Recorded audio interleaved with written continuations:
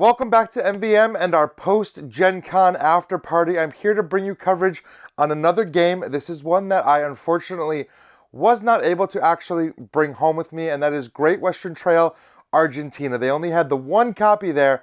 However, we did get exclusive access to borrow it one night and play through the game. So I'm coming to you now with a complete playthrough of Great Western Trail, Argentina. I know this is one that a lot of people have been asking me about.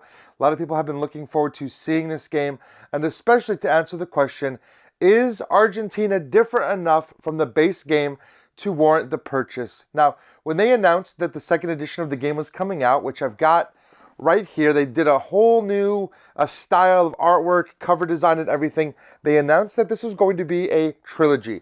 So you have the basic Great Western Trail here, followed by Argentina, and then eventually New Zealand. Now, whether or not this game is going to appeal to you, first of all, bases a lot on whether or not you like Great Western Trail, because about 70 to 80% of the game remains the same. A lot of what you're doing in the game as far as moving through that rondel, moving your character piece across the spaces and stopping at different buildings to take actions, that all remains the same, and so do some of the things you're doing as far as you're still trying to collect cattle, you're still trying to get to the edge of the map, which in this case is Venezuela, and then sell cattle for profit. However, there's a lot more going on here, a lot of different things added in that are going to force you to change up your strategies. One of the most striking things they've done is actually separate the delivery value or the cities that you're delivering to from that train track. You no longer need to have your train at a certain point on the track in order to deliver to some of these higher cities.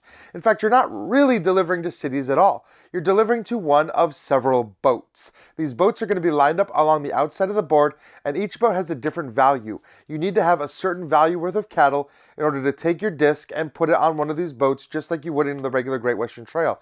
However, these boats are all headed out to ports, and across the top of the board you're going to see 3 separate port boards representing the 3 ports that you can be delivering to, and they are kind of color coded, and you'll see those colors represented on the boats as well. As you're playing through the game and progressing through, like normal, where you're adding those workers onto that buy row and you're pushing down the in-game marker, and you still reset the cattle that way, but there are also new markers, new thresholds to hit that are going to cause those boats to leave. When a boat leaves, it's going to take all the discs on it, and it's going to deliver those discs to that port. Once there, later, you can actually spend those discs and move those discs to different sectors of the port board in order to receive both money and victory points in different denominations. Now, there's going to cost to that I'll talk about in a second, but what's really neat about this is that these boats are going to go. Once the boats leave for that particular port, you cannot go to that port. So you're kind of locked out of all of those bonuses. So there's a little bit of a race to get to these boats. Of course, each player can still deliver to every boat, so it's not just first come, first serve, but you're going to try to find yourself powering through so you can deliver to some of those boats. And some of those boats want you to have low values of cattle. So doing that first delivery in Great Western Trail for like $4 never felt great. But when you're actually getting to put a disc on that level 1 boat, that one delivery boat, knowing you're going to make it to port, it makes that a little easier to swallow. So you actually get a benefit for getting to Buenos Aires a little earlier in the game. Now, I did say that there's another difference when delivering, and you'll see on some of these boats and some of these ports that there are grain costs. So this is a completely new resource. You're going to be collecting grain over the course of the game. You still have your 3 main workers, your cowboys, your conductors, and your builders, but now you have a 4th type of worker, farmers. This replaces like the banditos that were out on the map. You still have to stop on these farmer spaces, but you can actually rescue these farmers. Your cows in your hand, your cattle have combat strength now, just a little bit of a bonus that's printed on the cards. You can reveal that to try to rescue farmers. And there are multiple ways to rescue farmers, but they're going to produce grain for you. And you're going to be able to stop at a few locations, and they'll produce 1 grain for every farmer, just like moving your train 1 space for every conductor or buying more cows for the number of cowboys that you have. So you will be able to get grain quite often throughout the game, but then you have to spend it either to take actions within those ports that you already delivered to, or even to come onto some of the higher boats. They have some grain costs. In addition, there's other ways to spend grain for objectives or some abilities that you're going to trigger. There's new auxiliary actions that you can spend. grain on in order to do specific things during the game. But this whole new grain economy is very interesting, giving you one more new type of worker that you need to find, because these farmers are never going to appear on the track. They only ever come out on the board. So you effectively have to find a way to stop. This takes the place of those old kind of like long ways. We have to go the long way around. Now it's actually kind of beneficial to go that long way around because you could stop on those farmers along the way. Now, the other thing that the game did, interesting, like I said, it separated out the train track from the deliveries. However, there's still a benefit to moving your train. You do get the station bonuses, just like in Great Western Trail. You can pull into the station, leave one of your workers behind to take a bonus tile, and score some victory points, getting rid of those discs and unlocking some of your higher abilities. But now, you're also unlocking shortcuts.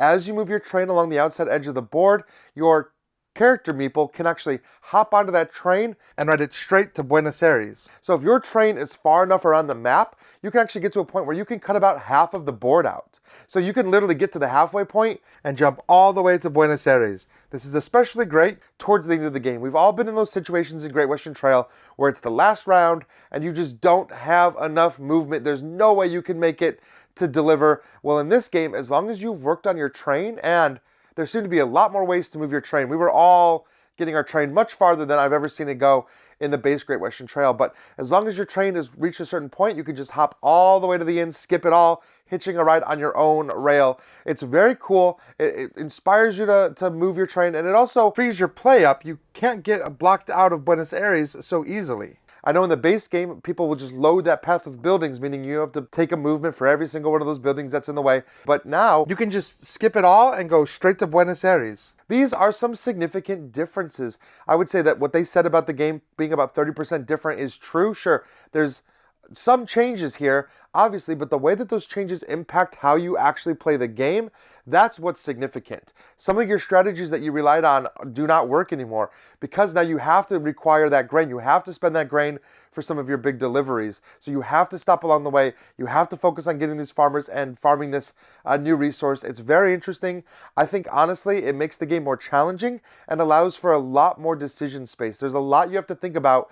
You can't just stick to one strategy. You can't just run and keep unloading cattle for a bunch of points. You're going to run out of places to deliver, which blows my mind, the way that they've conceptualized this and the way that this game feels so much like Great Western Trail, but yet so different as well. So thank you so much for watching. That is my after action report after some hands-on play with the game. Stay tuned to this channel for more of our Gen Con after party, including our big Gen Con wrap up, which we're going to do on our Chit Chat episode. So be sure to watch that and keep checking out our channel, join our Discord, and until I see you again, keep having fun at the table.